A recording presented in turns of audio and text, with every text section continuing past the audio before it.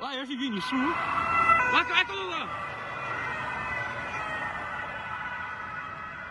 Un inseguimento da film tra sirene, posti di blocco e perfino un paio di colpi di pistola sparati in aria per tentare di fermarlo. Per oltre un'ora un uomo di 31 anni, cittadino ucraino residente in Comelico, ha seminato il panico lungo le strade della Valbelluna dopo aver rubato un'auto a Ponte nelle Alpi. La sua corsa è finita alle curve di Bardiesse contro la BMW di un automobilista che stava tornando a casa.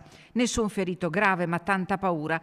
Tutto è cominciato nel pomeriggio quando il 31enne, regolare sul territorio e incensurato, ruba una Fiat Tipo a Ponte nelle Alpi. Il proprietario dà immediatamente l'allarme, scatta la caccia all'uomo. A intercettare la macchina sono le telecamere leggi targa installate all'NTI. Da quel momento alle auto della polizia si aggiungono quelle dei carabinieri di Feltre che dal tardo pomeriggio avevano organizzato un'attività di controllo. Ai posti di blocco il fuggitivo non si ferma, anzi accelera e le pattuglie si lanciano all'inseguimento a sirene spiegate. Molti residenti escono di casa increduli.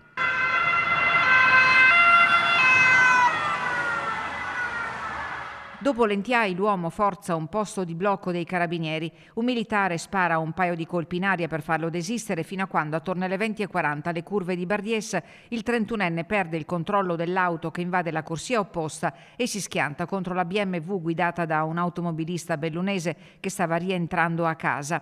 L'impatto, violento, danneggia entrambe le vetture. Non ci sono feriti gravi ed è una fortuna. Il fuggiasco viene circondato e arrestato dai carabinieri.